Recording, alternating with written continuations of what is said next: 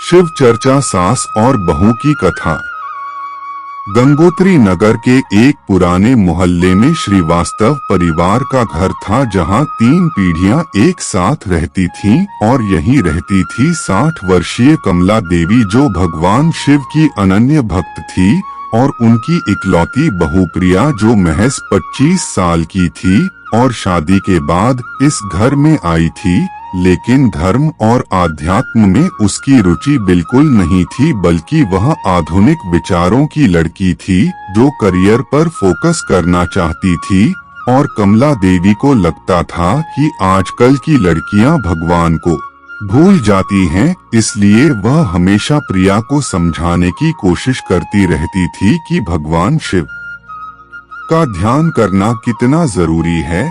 लेकिन प्रिया को यह सब बातें पुराने जमाने की लगती थीं और वह अपने काम में व्यस्त रहकर सास की बातों को अनसुना कर देती थी, जिससे कमला देवी का दिल दुखता था और वह सोचती थी कि कैसे अपनी बहू को भगवान शिव की महिमा समझाए ताकि उसका जीवन भी सुखमय हो सके।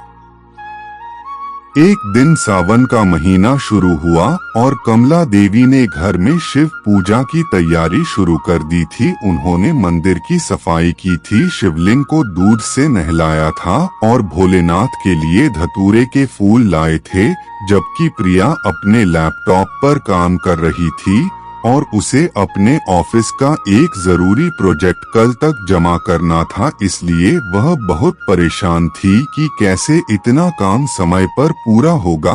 तभी कमला देवी ने उससे कहा, बेटी प्रिया, आज सावन सोमवार है, चलो भगवान शिव की आरती करते हैं, तुम भी आ जाओ, पूजा में बैठने से मन को शांति मिलती है।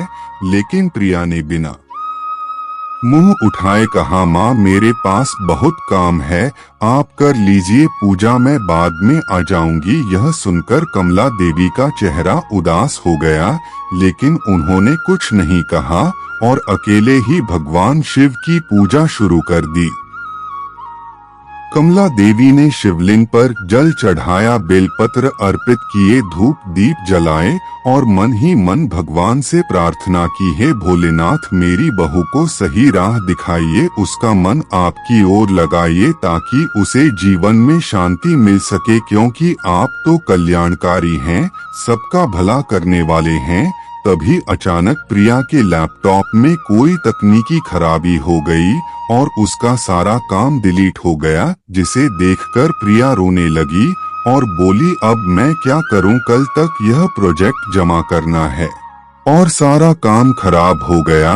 यह सुनकर कमला देवी दौड़कर आई और प्रिया को समझाने लगी, बेटी परेशान मत हो, भगवान शिव सब ठीक कर देंगे, तुम चलो मेरे साथ पूजा कर लो, भोलेनाथ से मन की शांति मांगो तो सब कुछ ठीक हो जाएगा। लेकिन प्रिया गुस्से में बोली, माँ यह पूजा पाठ से कुछ नहीं होता, ये सब अंधविश्वास है, मुझे अपना काम करने दीजिए। यह सुनकर कमला देवी को बहुत दुख हुआ, लेकिन उन्होंने धैर्य रखा। अगली सुबह जब प्रिया ऑफिस के लिए तैयार हो रही थी तो कमला देवी ने फिर से प्रयास किया और कहा, बेटी आज भी सोमवार है, अगर तुम 10 मिनट भी भगवान शिव के सामने बैठोगी तो तुम्हारे मन को शांति मिलेगी और तुम्हारी सारी समस्याएं दूर हो जाएंगी, क्योंकि शिव जी तो भक्तों की हर मुराद पूरी करते हैं। लेकिन प्रिया जल्दी में थी और बोली, माँ मैं लेट हो रही हूँ, ऑफिस जाना है, फिर कभी करूँगी पूजा। यह कहकर वह निकल गई और कमला देवी वहीं खड़ी रह गईं, अपने मन में सोचते हुए कि कैसे अपनी बहू को समझाऊं कि भगवान का सहारा कितना जरूरी है जिंदगी में।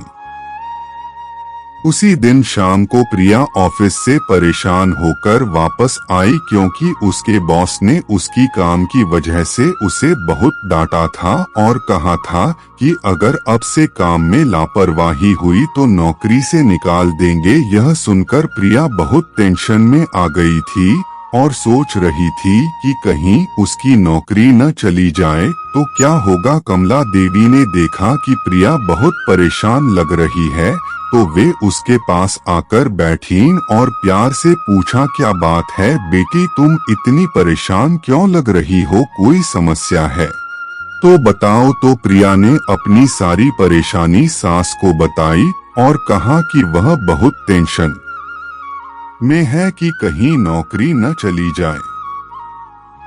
कमला देवी ने प्रिया का हाथ अपने हाथ में लिया और कहा, बेटी देखो, मैं तुम्हें कोई जबरदस्ती नहीं कर रही हूँ, लेकिन मेरा अनुभव कहता है कि जब इंसान के पास कोई सहारा नहीं होता तो वह टूट जाता है। और भगवान शिव सबसे अच्छे सहारे हैं, क्योंकि वे कल्याणकारी हैं, सबका भला चाहने वाले हैं। अगर तुम एक बार उनसे मन लगाकर प्रार्थना करोगी तो तुम्हारा मन शांत हो जाएगा और समस्याओं का समाधान भी मिल जाएगा। लेकिन प्रिया अभी भी अपनी जिद पर अड़ी थी और बोली, माँ ये सब बातें अच्छी लगती हैं सुनने में, लेकिन हकीकत में इससे कुछ नहीं होता। मुझे अपने दम पर अपनी समस्याओं का हल निकालना होगा। यह सुनकर कमला देवी ने कुछ नहीं कहा, लेकिन मन ही मन भगवान शिव से प्रार्थना की कि वे प्रिया को सही रास्ता दिखाएं। रात को कमला देवी सो नहीं पा रही थीं और वे बार बार भगवान शिव के बारे में सोच रही थीं कि कैसे वे अपने भक्तों की रक्षा करते हैं और सबकी मनोकामना पूरी करते हैं। उन्हें याद आया कि जब वे छोटी थीं तो उनकी माँ भी उन्हें शिव जी की कहानियाँ सुनाया करती थीं और कहती थीं कि भोलेनाथ बहुत दयालु हैं, वे अपने भक्तों को कभी निराश नहीं करते। तभी उन्हें एक विचार आया कि क्यों न वे प्रिया को भगवान शिव की कहानियाँ सुनाएं, ताकि उसका मन धीरे धीरे भगवान की ओर लगे। अगली सुबह जब प्रिया नाश्ता कर रही थी तो कमला देवी उसके पास आकर बैठीं और बोली, बेटी क्या तुम्हें पता है कि भगवान शिव को नीलकंठ क्यों कहते हैं? तो प्रिया ने कुछ दिलचस्पी दिखाई और पूछा, क्यों माँ? तो कमला देवी ने कहानी शुरू की। कमला देवी ने बताया कि जब समुद्र मंथन हुआ था तो उसमें से हलाहल नाम का जहर निकला था, जो इतना खतरनाक था कि पूरी सृष्टि को नष्ट कर सकता था। सभी देवता घबरा गए थे और वे भगवान शिव के पास गए तो भोलेनाथ ने बिना कुछ सोचे उस जहर को अपने गले में रख लिया ताकि संसार की रक्षा हो सके। लेकिन माता पार्वती ने तुरंत उनका गला दबा दिया ताकि जहर नीचे न जाए, इसलिए वह जहर उनके गले में ही रह गया और उनका गला नीला हो गया, इसलिए उन्हें नीलकंठ कहते हैं। यह सुनकर प्रिया को पहली बार लगा कि इन कहानियों में कुछ गहरी बात है और उसने कहा, वाकई में यह तो बहुत बड़ा त्याग था। तो कमला देवी खुश हो गई कि प्रिया में दिलचस्पी जगी है। अगले दिन कमला देवी ने प्रिया को एक और कहानी सुनाई कि कैसे भगवान शिव ने गंगा को अपनी जटाओं में बांधा था, क्योंकि अगर गंगा सीधे पृथ्वी पर गिरती तो पूरी पृथ्वी नष्ट हो जाती। इसलिए शिव जी ने अपने सिर पर गंगा का वेग सहन किया और फिर धीरे धीरे उन्हें पृथ्वी पर छोड़ा। यह सुनकर प्रिया ने कहा कि भगवान शिव तो वाकई में बहुत दयालु हैं, जो सबकी रक्षा करते हैं। तो कमला देवी को लगा कि अब प्रिया समझने लगी है, इसलिए उन्होंने और भी कहानियां सुनानी शुरू की। कमला देवी ने बताया कि भगवान शिव को आशुतोष क्यों कहते हैं, क्योंकि वे बहुत जल्दी प्रसन्न हो जाते हैं और अपने भक्तों की मनोकामना पूरी कर देते हैं। उन्होंने रावण की कहानी सुनाई कि कैसे उसने शिव जी की तपस्या की थी और अपने सिर काटकर चढ़ाए थे, तो भोलेनाथ प्रसन्न हो गए थे और उसे वरदान दिया था। फिर उन्होंने भस्मासुर की कहानी भी सुनाई कि कैसे उसे वरदान मिला था कि जिसके सिर पर हाथ रखे वह भस्म हो जाए, लेकिन बाद में वह खुद शिव जी को मारने चला था तो भगवान विष्णु ने मोहिनी रूप धारण करके उसे ही भस्म करवा दिया था। ये सब कहानियां सुनकर प्रिया को लगा कि भगवान की लीला बहुत गहरी है।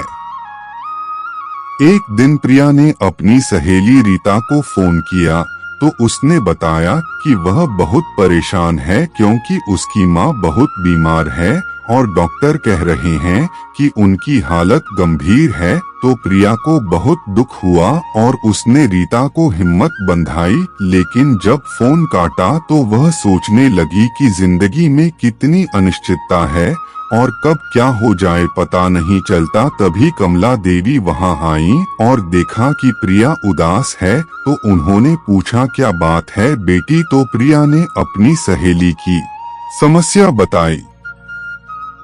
कमला देवी ने प्रिया को समझाया कि जिंदगी में उतार चढ़ाव आते रहते हैं, लेकिन जब इंसान के पास भगवान का सहारा होता है तो वह हर मुश्किल का सामना कर सकता है। भगवान शिव तो संकट मोचन हैं, वे सबके संकट दूर करते हैं। अगर तुम्हारी सहेली भगवान से प्रार्थना करे तो जरूर कुछ न कुछ रास्ता निकलेगा। यह सुनकर प्रिया ने पहली बार गंभीरता से कहा कि क्या वाकई में भगवान की प्रार्थना से कुछ होता है। तो कमला देवी ने कहा बिल्कुल बेटी, मैंने अपनी जिंदगी में कई बार देखा है कि जब सब रास्ते बंद हो जाते हैं तो भगवान नया रास्ता दिखा देते हैं। उसी शाम प्रिया ने देखा कि कमला देवी मंदिर में बैठकर बहुत भावना से प्रार्थना कर रही हैं और उनकी आंखों में आंसू हैं। वे भगवान से कह रही हैं, हे भोलेनाथ, मेरी बहू प्रिया का मन आपकी ओर लगाइए, उसे सही रास्ता दिखाइए ताकि उसकी जिंदगी में खुशी आए और वह हमेशा सुखी रहे। यह सुनकर प्रिया का दिल भर आया और उसे एहसास हुआ कि सास वाकई में उसका बहुत ख्याल रखती है और उसकी खुशी के लिए भगवान से प्रार्थना करती है। तो वह चुपचाप वापस अपने कमरे में चली गई और सोचने लगी कि शायद वह गलत थी जो सास की बातों को अनसुना करती रही है। अगले दिन रविवार था और प्रिया का कोई काम नहीं था तो वह सोच रही थी कि आज क्या करे। तभी कमला देवी ने आकर कहा, बेटी आज रुद्राष्टक का पाठ करना है, क्या तुम भी आओगी। तो प्रिया ने पहली बार हाँ कहा और कहा कि माँ मैं भी आऊंगी, लेकिन मुझे कुछ पता नहीं है, आप मुझे सिखा देंगे। तो कमला देवी की खुशी का ठिकाना नहीं रहा और वे बोली, हाँ बेटी बिल्कुल, मैं तुम्हें सब सिखा दूंगी। चलो पहले स्नान कर लो, फिर साफ कपड़े पहन कर आना। प्रिया ने स्नान करके साफ साड़ी पहनी और कमला देवी के साथ मंदिर में आकर बैठ गई। कमला देवी ने उसे बताया कि पहले हम शिवलिंग को जल चढ़ाएंगे, फिर बेलपत्र चढ़ाएंगे और फिर रुद्राष्टक का पाठ करेंगे। प्रिया ने सब कुछ ध्यान से देखा और जब कमला देवी ने रुद्राष्टक का पाठ शुरू किया तो प्रिया को लगा कि इसमें बहुत ही मधुर आवाज है और मन को शांति मिल रही है। जब पाठ समाप्त हुआ तो प्रिया ने कहा कि माँ यह तो वाकई बहुत अच्छा लगा, मुझे लगा कि मन को सच में शांति मिली है। कमला देवी ने समझाया कि बेटी यही तो मैं तुमसे कहती थी कि भगवान शिव का ध्यान करने से मन को शांति मिलती है और जिंदगी की सारी परेशानियां दूर हो जाती हैं। रुद्राष्टक में भगवान शिव के सारे गुण और नाम हैं जो हमारे मन को पवित्र बनाते हैं और हमें सही रास्ता दिखाते हैं। प्रिया ने कहा कि माँ क्या आप मुझे रुद्राष्टक का मतलब समझा सकती हैं। तो कमला देवी ने खुशी खुशी कहा कि हाँ बेटी, मैं तुम्हें सब समझाऊंगी। कमला देवी ने समझाया कि रुद्राष्टक में भगवान शिव को अलग अलग नामों से पुकारा गया है, जैसे नमामि श्मीशान निर्वाण रूपम का मतलब है कि हम उन भगवान शिव को नमन करते हैं जो सभी के ईश्वर हैं और मोक्ष के रूप हैं। विभुम व्यापकम ब्रह्मा वेदस्वरूपम का अर्थ है कि वे सर्वव्यापी हैं और वेदों के रूप हैं। निर्गुणम निराकारम निर्विकल्पम निरीहम का मतलब है कि वे गुणों से परे हैं, आकार रहित हैं और किसी इच्छा से रहित हैं। यह सुनकर प्रिया को लगा कि वाकई में ये शब्द बहुत गहरे अर्थ रखते हैं। फिर कमला देवी ने बताया कि चिदाकाशमाकाशवासम भजे महत का अर्थ है कि हम उन महान भगवान का भजन करते हैं जो चेतना के आकाश में निवास करते हैं, और महत्वम शाश्वतम शांतम निर्वाणम निरंजनम का मतलब है कि वे महान हैं, सनातन हैं, शांत हैं और माया से रहित हैं। निर्गुणम निराकारम निर्विकल्पम निरीहम का अर्थ यह है कि वे सभी गुणों से परे हैं। प्रिया को ये सब बातें बहुत अच्छी लगीं और उसने कहा कि माँ, मुझे नहीं पता था कि इन मंत्रों में इतना गहरा ज्ञान छुपा हुआ है। अगले दिन सोमवार था और प्रिया सुबह जल्दी उठ गई क्योंकि उसका मन कर रहा था कि वह कमला देवी के साथ शिव पूजा करे। जब कमला देवी ने देखा कि प्रिया खुद ही तैयार होकर आ गई है तो उनकी खुशी का ठिकाना नहीं रहा और वे भावुक हो गईं। उन्होंने प्रिया को गले लगाया और कहा, बेटी, आज मुझे लग रहा है कि भगवान शिव ने मेरी प्रार्थना सुन ली है। दोनों ने मिलकर शिवलिंग को जल चढ़ाया, बेलपत्र अर्पित किए, धूप दीप जलाए और मन से प्रार्थना की। प्रिया ने भी मन में कहा कि हे भगवान शिव, अगर आप सच में हैं तो मेरी जिंदगी में शांति और खुशी लाइए। उसी दिन दोपहर को प्रिया को अपनी कंपनी से फोन आया कि उसे प्रमोशन मिल गया है और सैलरी भी बढ़ गई है। यह सुनकर प्रिया बहुत खुश हुई और उसे लगा कि क्या यह भगवान शिव का आशीर्वाद है। उसने तुरंत कमला देवी को यह खुशखबरी बताई तो वे बोली, देखा बेटी, भगवान शिव कितनी जल्दी अपने भक्तों की मुरादें पूरी करते हैं। तुमने सच्चे मन से उनसे प्रार्थना की और देखो कैसे तुम्हारी मनोकामना पूरी हो गई। प्रिया को अब यकीन होने लगा कि वाकई में भगवान की शक्ति है। शाम को प्रिया ने रीता को फोन किया तो उसने बताया कि उसकी माँ की तबीयत अचानक ठीक हो गई है और डॉक्टर भी हैरान हैं कि इतनी जल्दी कैसे सुधार हुआ। यह सुनकर प्रिया ने कहा कि रीता, क्या तुमने भगवान से प्रार्थना की थी? तो रीता ने कहा कि हाँ, जब तुमने कहा था तो मैंने भगवान शिव से प्रार्थना की थी और देख कैसे चमत्कार हुआ है। यह सुनकर प्रिया का भगवान शिव पर विश्वास और भी मजबूत हो गया। अगले दिन प्रिया ने कमला देवी से पूछा कि माँ, भगवान शिव की और भी कहानियाँ सुनाइए। तो कमला देवी ने खुशी से गंगावतरण की पूरी कहानी सुनाई कि कैसे राजा भगीरथ ने अपने पूर्वजों के उद्धार के लिए कठिन तपस्या की थी और गंगा को पृथ्वी पर लाने के लिए भगवान शिव से प्रार्थना की थी। तब भगवान शिव ने गंगा को अपनी जटाओं में बांधकर धीरे धीरे पृथ्वी पर छोड़ा था, जिससे भगीरथ के पूर्वजों का उद्धार हुआ था। यह सुनकर प्रिया ने कहा कि भगवान शिव तो वाकई में बहुत दयालु हैं, जो इतनी कठिन तपस्या देखकर भक्तों की मदद करते हैं। फिर कमला देवी ने मृत्युंजय मंत्र की महिमा बताई कि त्र्यंबकम यजामहे सुगंधिं पुष्टिवर्धनम उर्वारुकमिव बंधनान मृत्योर्मुक्षीयमामृतात्। यह मंत्र मृत्यु के भय से मुक्ति दिलाता है और जीवन में सुख शांति लाता है। यह मंत्र इतना शक्तिशाली है कि इसके जाप से असाध्य रोग भी ठीक हो जाते हैं और अकाल मृत्यु का भय दूर हो जाता है। प्रिया ने पूछा कि क्या मैं भी यह मंत्र जप सकती हूँ? तो कमला देवी ने कहा, हाँ बेटी, बिल्कुल, लेकिन इसे शुद्ध उच्चारण के साथ और भावना के साथ जपना चाहिए। कमला देवी ने प्रिया को मृत्युंजय मंत्र का सही उच्चारण सिखाया और बताया कि इसे रोज सुबह शाम 108 बार जपना चाहिए। प्रिया ने मन लगाकर मंत्र सीखा और रोज जाप करना शुरू कर दिया। कुछ ही दिनों में उसे लगा कि उसके मन में अजीब सी शांति आ गई है और डर चिंता कम हो गई है।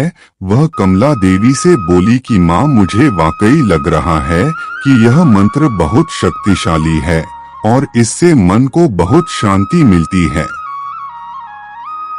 एक दिन प्रिया के ऑफिस में बहुत बड़ी समस्या आ गई क्योंकि कंपनी का एक बहुत बड़ा क्लाइंट नाराज हो गया था और कह रहा था कि वह कॉन्ट्रैक्ट कैंसिल कर देगा, जिससे कंपनी को बहुत नुकसान होता। पूरा स्टाफ परेशान था कि अब क्या होगा। तभी प्रिया को याद आया कि कमला देवी कहती थीं कि मुश्किल के समय भगवान शिव को याद करना चाहिए। तो वह अपने केबिन में गई और मन ही मन मृत्युंजय मंत्र का जाप करने लगी और भगवान शिव से प्रार्थना की कि हे भोलेनाथ, इस समस्या का कोई हल निकालिए।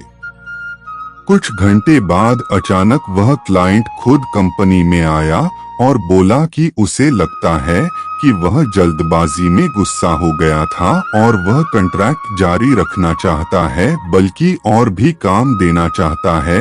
यह सुनकर सभी को बहुत राहत मिली और प्रिया को लगा कि यह भगवान शिव की कृपा है। जब वह घर आई तो उसने यह पूरी बात कमला देवी को बताई तो वे बोली, देखा बेटी, मैंने कहा था न कि भगवान शिव संकट मोचन हैं। वे अपने भक्तों को कभी निराश नहीं करते। तुमने सच्चे मन से प्रार्थना की, इसलिए भोलेनाथ ने तुम्हारी मदद की। इसके बाद प्रिया पूरी तरह से भगवान शिव की भक्त बन गई और रोज सुबह शाम पूजा करने लगी। कमला देवी उसे शिव चाली, शिव आरती और विभिन्न शिव स्तोत्र सिखाने लगी। प्रिया ने सावन के महीने में रोज व्रत रखना शुरू किया और शिवलिंग पर जल चढ़ाने जाती थी। धीरे धीरे उसके जीवन में एक अलग ही बदलाव आया। वह पहले से ज्यादा धैर्यवान हो गई, उसके व्यवहार में मिठास आ गई और वह सभी के साथ प्रेम से बात करने लगी। कमला देवी को लगता था कि उनकी प्रार्थना सफल हो गई है।